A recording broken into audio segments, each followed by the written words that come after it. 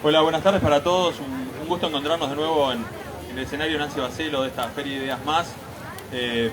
Y la verdad que es como muy complicado tratar de resumir solamente, enumerar en este último, no quiero decir último, Gabriel, libro, porque parece que no parece escribir ninguno más. En esta reciente publicación de Estuario, y ya vayan haciendo cola porque después de la charla van a ir todos hasta ahí, hasta el stand, allí atrás de Estuario de UMA a buscarlo. Pregunten por Martín, que no les va a hacer descuento, pero lo va a tratar muy bien. Homerar es esta reciente publicación tuya, Gabriel Gali, un gustazo, y es difícil no hablar contigo de tanta cosa, ¿no? Porque presentarte como docente, como escritor, no sé, músico, director, los temas están en Homerar, ¿no? Capaz que sí, son cosas de la edad, ¿no? Es lo acumulado. Exactamente, el camino a veces se va haciendo largo y ahí se van recogiendo algunas flores. Sí, ¿no? Cultivando algunos jardines. ¿Seguís como director? ¿Seguís docente? Sí, Lo que queda un poquito más atrás capaz que la música. Sigo como docente, claro que sí. Eso creo que es de esas cosas que aunque uno se retire no se terminan nunca, claro. ¿No? Sigo con la Uniradio, en realidad no hace tanto que estoy en Uniradio, sí, hace mucho que estoy en la docencia. ¿Y en la radio? Y en la radio. Y la música sí, por ahora la tenemos un poco postergada, salvo en la programación musical. Claro. ¿Esta es tu última publicación, la siguiente publicación después de SAG? Sí. Pasó un tiempito, pasaron como 12 años. Una pila de años donde ahí sí hice mucha música, acá y por ahí, por el mundo. Y bueno, todo ese trabajo, digo, la docencia y la música fueron dominantes, y la escritura, porque este libro fue escrito a lo largo de unos... Pues es que no me acuerdo bien cuándo lo empecé, pero por lo menos unos 8 o 9 años. Claro, SAG es del 2009. 2009, sí. Y creo que lo empecé por 2011, Tomaste ahí un poquito de respiro. Y es un libro que lo escribiste, escuché por ahí que lo escribiste como en distintos lugares del mundo, ¿no? Sí, es un libro que radica, ahora vamos a hablar de por qué Homero, ¿no? Pero que no radica en tu montevideaneidad, por poner un gentilicio. Exactamente. Creo que empezó en Montevideo los primeros apuntes, pero después lo seguí mucho en distintos lugares de Europa por donde fui viviendo y trabajando, ¿no? Claro. Trabajos cortos por periodos breves, nunca más de un mes y medio. Y ahí entonces escribía aeropuertos, hospitales, porque también me tocó acompañar a una persona durante una enfermedad importante, operaciones, cosas, bueno, y ahí escribía. Qué bien, qué bien. Bueno, ¿por qué meterte con Homero? Porque tiene un montón de aristas Homerar, pero empecemos por qué Homero, el mentiroso más conocido, ¿cómo es que decís? El mentiroso más famoso de la historia, de la antigüedad. No, eso se confunde mucho con Homero, pero Homero, por más mentiroso que fuese, no supera a su personaje Odiseo, ¿no? No, claro. Es difícil decir por qué, ¿no? Pero si tengo que pensar retrospectivamente, diría que Homero es como una referencia cultural que nos es común a muchísimos. Es casi como una piedra fundamental de nuestra cultura. Y por eso es el puntapié inicial para desarrollar un viaje, que es un viaje a través de la literatura, pero es un viaje a través de una literatura caprichosa, es decir, no es un tratado sobre Homero, el que esté buscando algo por el estilo va a estar decepcionado. No es una crítica de la Odisea, para ni nada, de la literatura o la filosofía de la antigua Grecia, tampoco. No, tampoco. Es una pregunta por el nosotros. Es una pregunta por el nosotros que se sostiene a través de un recorrido, que es un recorrido que tiene la arbitrariedad de una vida común y cualquiera como la mía, y en ese sentido espero que común a muchos otros, ¿no? ¿Cuándo te empezó a fascinar, ahora sí, hablando del Homero de la Grecia, ¿cuándo te empezó a fascinar? Porque de alguna forma escribir Homerar en el fondo tiene una seducción de parte de Homero hacia vos. Sí, claro. No, desde la infancia, y eso que me acuerdo que cuando me empecé a interesar por eso en la escuela, en tiempos de escolar, me apasionaban las antiguas civilizaciones, ¿no? Y claro, y lo que destacaba eran las grandes culturas, ¿no? Los incas, los aztecas, los egipcios, los griegos, los romanos. Entonces, dentro de esa búsqueda, bueno, las aventuras de Odiseo, todo eso siempre me apasionaron. Creo que la película aquella de Kirk Douglas tuvo mucho que ver. donde Kirk Douglas hacía el papel de Ulises, ¿no? De Odiseo. Desde ahí creo que empezó la fascinación y mamá me había comprado un libro de la editorial Losada de la Odisea, un libro infame, sobre todo para un niño, porque era letra chiquita. Un libro delicioso. No, juro que era letra chiquita, muy apretada, difícil de leer. Lo tengo, lo guardo todavía, lo tengo, está medio desflecado, pero todavía sirve. Y realmente aún así luchaba contra la falta de hospitalidad del texto para meterme y perseverar en esas historias, ¿no? Que me encantaban, todo ese mundo de fantasía, ¿no? Que tiene mucho que ver con la infancia. El tema creo que, bueno, hoy en día por algo hay tanto libro para jóvenes y para niños, que son las aventuras de Odiseo, que son adaptaciones más al alcance del niño, porque esas fantasías son fantasías infantiles. Es que cambió la forma de comunicar ese tipo de historias, ¿no? Digamos, la fantasía de la antigua Grecia, cuando yo era niño, hace ya medio siglo, era como dificilísimo de tragar. Sí. Los medios de comunicación, el acceso masivo a formas más cotidianas de comunicación, hicieron más potable esa historia. Porque, sí. Yo qué sé, yo cuando iba a la escuela o al liceo a estudiar la antigua Grecia era tipo, claro. Hoy no estoy para nadie. Claro. En realidad, ahí, bueno, yo creo que hay viste que cuando uno dice la antigua Grecia, nunca terminamos de estar seguros de qué estamos hablando, ¿no? Claro. Porque Grecia tiene como muchos estratos temporales. O sea, Homero vive en un tiempo que ya no es el tiempo de lo que relata, ¿no? Claro. Pasaron 400, 500 años entre los cantos de Homero y los hechos, entre comillas, sí, relatados, ¿no? Pero me parece que hay, cuando hablamos de la Grecia más antigua, ¿no? De la Grecia heroica, está muy entrelazado con todas las estructuras míticas, con, sí, todos los relatos míticos, y ahí hay una gran complejidad. Una gran complejidad, primero porque el panteón olímpico es enorme, es complejo, son historias que muchas veces nos resultan caprichosas y lejanas. Sin embargo, muchas de ellas son epígonos de nuestra cultura, es decir, realmente muchas del imaginario en el que estamos inmersos tiene que ver con esos mitos fundacionales, podríamos decir. Sin embargo, si uno observa, por ejemplo, el procesamiento que se ha hecho recientemente con la película Troya, ¿no? Con, sí, Brad Pitt, por ejemplo, ¿no? Ahí se elimina todo el panteón olímpico, es decir, no hay dioses, es una historia, una aventura de gentes que... De carne y hueso. Gente de verdad. Exactamente, gente de verdad, gente de carne y hueso, lo cual no nos da la pauta de cómo lo vivían y lo sentían los propios protagonistas, claro, digamos, ¿no? Porque los protagonistas sí estaban inmersos dentro de un mundo, de una religión que era intramundana, es decir, los dioses podían estar en el Olimpo, pero también estaban entre nosotros todo el tiempo, disfrazados o apenas invisibles, pero siempre presentidos, siempre de alguna manera presentes, ¿no? Claro. Y cuando empezamos primero los lectores a buscar en Homerana, encontramos primero un libro que es difícil de calificar. Yo no sé cómo hicieron los de Estuario y cómo hizo Martín con toda la barra para decir de qué es este libro, porque puede ser de poesía, pero contada como narrativa, porque tiene una música, ahí se te coló el músico, porque es fragmentado, pero cada fragmento en sí mismo tiene vida y cada fragmento se une al siguiente y al siguiente y así podemos seguir. Y cada uno de esos fragmentos no está escrito en prosa, pero si lo lees con la música que te lleva a las palabras es prosa y no narrativa. Sí, sí. Hiciste un juego ahí increíble, un rompecabezas. Sí, se fue dando, ¿no? Se fue dando. Se fue dando y no... creo que ahí todo lo que dijiste está presente, ¿no?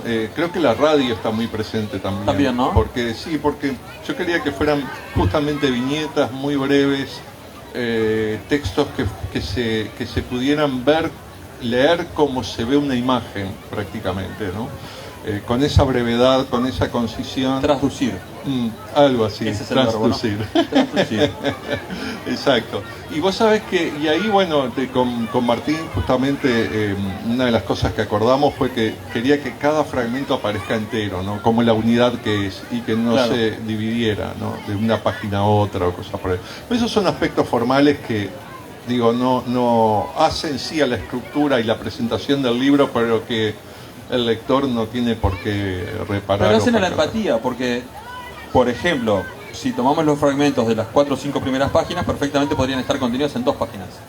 Y sería, ¿no?, un lindo choclo de leer todo. Sin embargo, con los fragmentos, con el aire, con la música que tiene cada fragmento y con el respiro que le da, casi como un momento de reflexión entre fragmento y fragmento, esas 4, 5, 6 páginas te dan como unas ganas de quedarte ahí y ver qué pasa con el siguiente. No es que, bueno, me leí estas 3 páginas, no pude ni respirar. Bueno, me alegro. Bueno, me alegro me pasó. Capaz que algunos más ansiosos los quieren leer todo de corrido, pero... Sí, sí.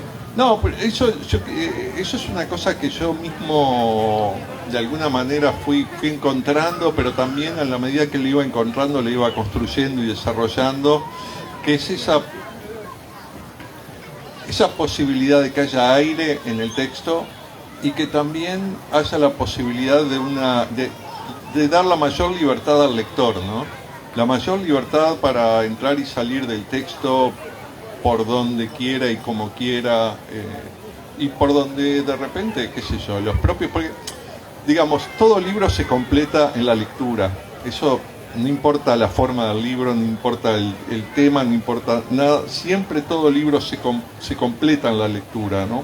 Y cada vez que se completa en la lectura, lo hace de una manera singular. Incluso uno mismo, ¿cuántas veces ha empezado un libro? 2, 3, 4, hasta 5 veces, no lo ha podido leer y un día, pum, lo agarra, se lo lee todo y después puede volver sobre determinados episodios o partes, ¿no? Eso me ha pasado todo el tiempo acá. No es un libro producto de un estudio, sino que es un libro producto de una experiencia de vida, digamos, Claro. más que de un trabajo específico. No me voy a hacer el crapo, que esto lo leí o lo escuché en algún lado, que dijiste que también leías en voz alta. Como que escribías en voz alta. ¿Cómo Sí. es eso? Sí. No me acuerdo a quién se lo robé, perdón, pero vi que lo comentaste en algún Sí. lugar. Sí, para mí fue una práctica radial, digamos, ¿no? Que el texto funcione sonoramente. Entonces, la escritura, puede tener momentos, y los tiene necesariamente silenciosos, pero la corrección siempre es en voz alta, ¿no? En mi caso y en este caso. En voz alta para que funcione. Aún así, hoy en día lo leo y tacharía algunas palabras, ¿no? Ojo, porque este libro, que no sé cuántas páginas tiene ahora, no me acuerdo, en algún momento tuvo 800. Sí, Y tuviste que ahí empezar a Sí, ponerle un poco más de aire. Se fueron, A recortar. 3 capítulos enteros y podé algunas cosas más.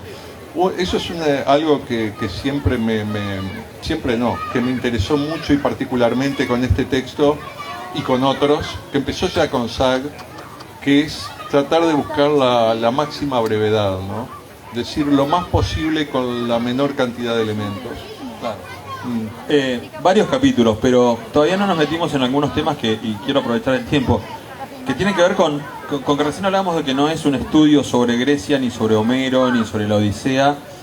Por el contrario, es la cotidianeidad de un montón de personajes como Borges, como haberte metido en el cine, como, bueno, Sócrates anda en la vuelta, no me acuerdo ahora de todos, ¿no? Pero digamos que homerar es meterse en la cotidianeidad de personajes más comunes que los griegos a través de la mirada homérica. Sí, sí. Claro, digamos que cada uno de ellos son grandes personajes de la cultura, de la literatura, y que acá están abordados de un modo que a mí me gustaría llamar de pop, ¿no? Es decir, como si fuera, digamos, yo le contaba justo a un amigo en una entrevista hace un tiempo que un poco la tapa del Sgt. Peppers de los Beatles era para mí una inspiración fuerte, por cuanto que las imágenes que aparecen en esa tapa no dicen mucho sobre las personas en sí, pero nos traen sí su imagen mediática, Claro. ¿no? Que es esa imagen con la que nos hemos familiarizado, que muchas veces nos alejan de la persona real, pero que nos acercan a representaciones o íconos que atraviesan y recorren toda nuestra cultura. Y en ese sentido yo quise abordar a estos personajes, James Joyce, Borges, qué sé yo, nuestro Isidoro Ducás, de un modo como si fueran amigos, como si fueran seres cercanos. Para mí lo son íntimamente y quería de alguna manera ¿Cómo los jugar elegiste? con esa. ¿Por qué los elegiste? Y porque tienen que ver con mi propia vida como lector, ¿no? Cosas que, sobre todo las cosas que más me impresionaron durante mi adolescencia, diría, ¿no? Que, claro, a mí me tocó la adolescencia en la época de la dictadura, ¿no? Y una de las cosas que yo hacía era hacerme la rabona de acá del Zorrilla. Me venía al Parque Rodó a leer, o me iba a la Biblioteca Nacional donde estaban las obras completas de Borges, y ahí fue donde más leí a Borges, ¿no? En el año 75, 76. Claro, y también te metes con algunos temas como por ejemplo la metafílmica. Sí. ¿No? Hay un capítulo que... ¿Qué es? ¿Cómo la definís la metafílmica? Contámelo porque yo lo leí, pero quiero como sacar todo y quedarme con la raíz. Después hablamos del capítulo. Sí, a mí, digo, habrás visto que me gusta mucho el juego de palabras, sí, claro. ¿no? Y en este caso la metafílmica es jugar un poco con esa metafísica de Aristóteles y tratar de hacer un poco no una reflexión filosófica, pero sí como un juego filosófico en torno al cine y a determinadas películas donde quise ver aspectos homéricos, ¿no? Porque viste que se evitan prácticamente de manera explícita las películas sobre la Odisea o sobre la Ilíada, y se basa más en metáforas, en películas que aluden, que son alusivas o que toman elementos estructurales de los textos homéricos, ¿no? Entonces esa metafílmica es ese recorrido también azaroso, caprichoso. Bueno, no deja de ser caprichoso todo lo que un escritor pone en un texto. Sí, O sea exactamente. No, pero sería lo menos excusable de todo. Sí, pero para alguien que trabaja como docente universitario, ahí hay como una especie de obligación a lo impersonal y al tratado, y justamente esto es todo lo contrario. Bueno, pero también es un desafío, porque aquellos que trabajan o que trabajamos con la realidad, digamos, ¿no? Con lo contrastable, ¿no? Con la verosimilitud, poder encarar esto es como romper con paradigmas cotidianos. Sí, es como jugar a mentirte a vos mismo, si querés, sin mentirte. Claro. No, lo que sí hay es una búsqueda decidida de tratar no, porque no es tratar, de encontrar formas de decir, ¿no? De encontrar formas de decir, formas escriturales que de alguna manera nos provoquen una pequeña felicidad, ya sea por la sorpresa, ya sea por el guiño, o simplemente por la musicalidad de las palabras, ¿no? Que era algo a lo que tú hacías alusión y que realmente para mí tiene un valor importante, ¿no? Incluso por momentos, más que el significado de la palabra, me importa la sonoridad, ¿no? Vos que sos docente de comunicación, hay algo que tiene este libro en los fragmentos que me resulta súper interesante, y es que está escrito para ser leído naturalmente, porque es un libro, pero está escrito para ser dicho.